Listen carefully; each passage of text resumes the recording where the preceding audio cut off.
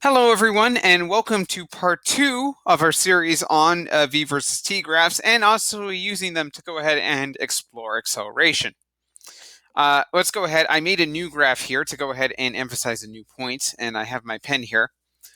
And very much like what we did for x versus t graphs, if you remember, when we had a linear graph,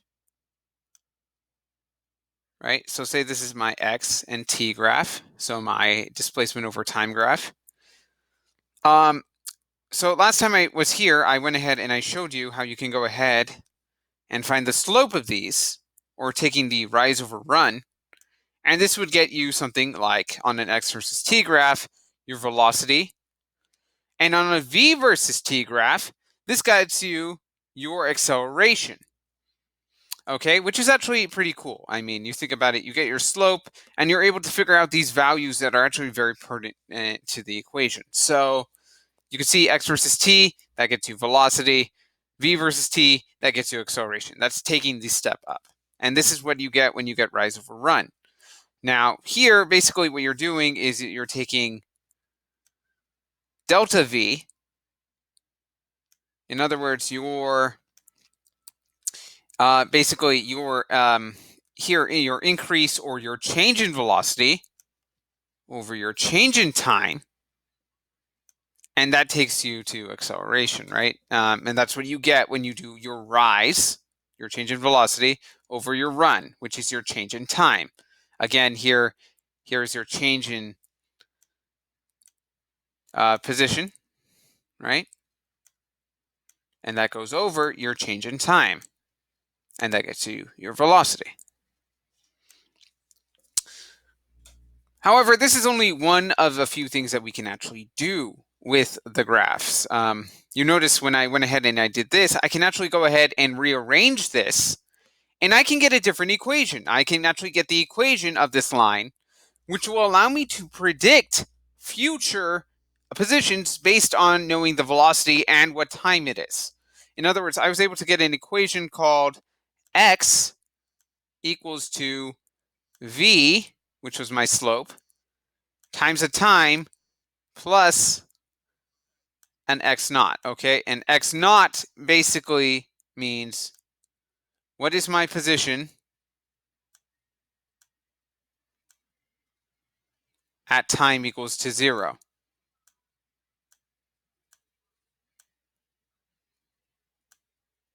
Okay? So that's what I have, okay? And this is actually reminiscent of another equation you probably are very familiar with. Y equals to mx plus b. In other words, what is my y position on the basis of my slope on the position of my, on the x-axis, and then after we have our x-intercept, which is b. I mean our y-intercept, which is b. I'm sorry, not x-intercept. You notice these equations actually have familiar things. V, in this case, is my slope. X is my, x is time, which is on my x-axis here. And then after y is representing is interchange for position, which is on my y-axis. And then after you have x naught, or b, which represents, that y-intercept, okay? Or in this case, x at time equals 0.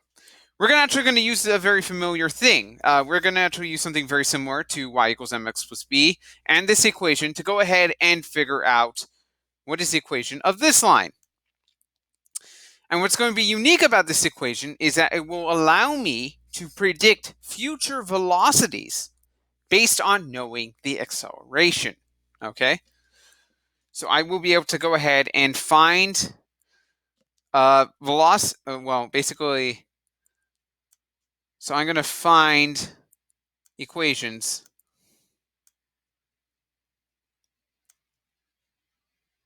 So I'm going to find future equations here, okay? So what we're going to do here is that we're going to go ahead and actually rearrange, very similar to what we did here, right? We rearrange this and we got this. We're going to rearrange our v versus t, our a acceleration equation, And we're going to go ahead and get an equation for velocity. So let's go ahead and do that. I'm going to go ahead and just kind of part it out. So A equals to, well, delta V. But if we separate out delta V, we know it's V final minus V initial, okay, or our final velocity minus our starting velocity. Note here, though, my starting velocity isn't 0, so I can't really cancel that out. I can't really do anything about it. I also have delta T, which is our final time, minus my initial time. Okay, now this is where things actually get interesting. Because my initial time, I'm not too worried about it, right? I'm starting from 0. I'm assuming that this equation is going to take me, assuming that this thing is linear, I'm going to be starting from 0. I don't really need to worry about an initial time right now. So I'm actually going to cross out this value and just kind of worry about time in general, okay? Usually when you do these, you start from 0. That makes sense, okay? Because I want to find all times, okay? Now I could use delta t. That does make sense too, but, for the sake of this, I'm going to assume I'm just taking the full time I'm looking at. Now, obviously, if I want to find my position based on the basis of time, right, I'm not going to concern myself with where I start off. In reality, I just kind of want to solve the equation for this, right? I want to find my final velocity dependent on where I am in time. So let's go ahead and actually rearrange this equation so that my final velocity is all by itself. If I go ahead and do that, first step I do is I multiply time on both sides, and I get a times t plus v. Well, actually, I'm not going to go ahead and go do that yet. I'm sorry, I got ahead of myself. So I get at, and that's going to equal to v final minus v initial, right? So we have that. Okay, and then after we're going to go ahead, since I want v final by itself, I'm going to add v initial on both sides, or my starting velocity, or notice, this is my velocity, in this case, at time 0, right?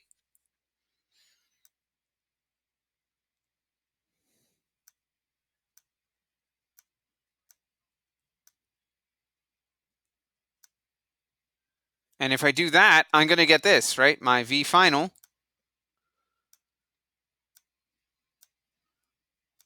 equals to at, my acceleration times my time, plus my v initial, or my starting velocity. So that's what I get at the end, okay? I add my v initial on both sides, I get this. This is the full equation.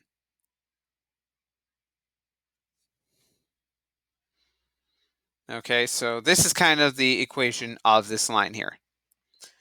Okay, and this is how we can go ahead and plug in values and we can figure this out.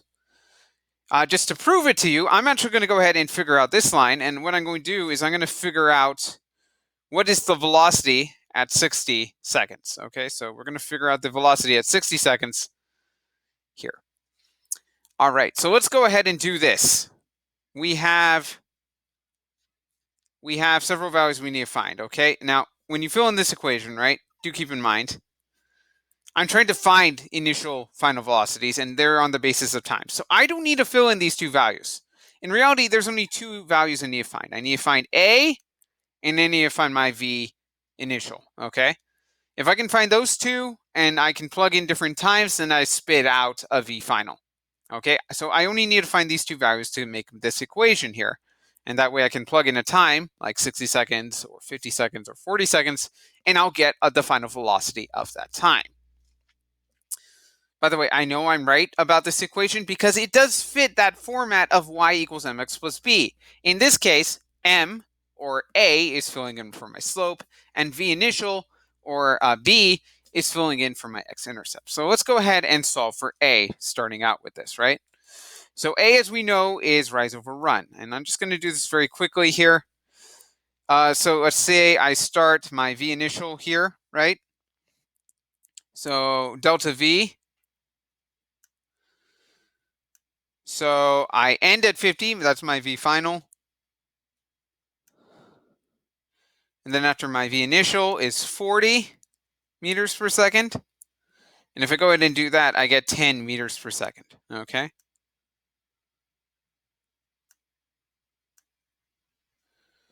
Okay, that's cool. Let's go ahead and do that. So that's what we have here.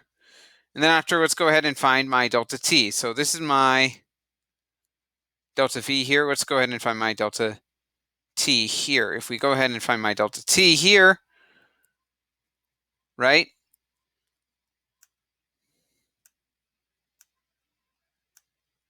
You notice you start here to here, right? Right? So we're going to go from 40 seconds to 30 seconds. And again, that's 10 seconds.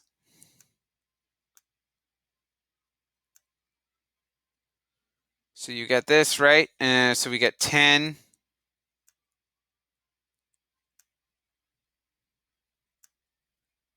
meters per second divided by 10 seconds, right? So now I'm solving for my acceleration.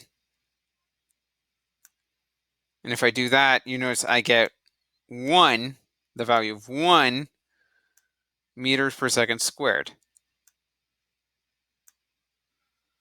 Okay, so now I have the A value. Let's go ahead and find my V initial value. And so what I'm going to do is, this is my V at time 0. I'm going to go to 0 seconds, and if I look at V, that's 10 meters per second, right? So this is what I'm going to do. So this is T. This is my V initial, or you can call it V naught, whatever designation you choose.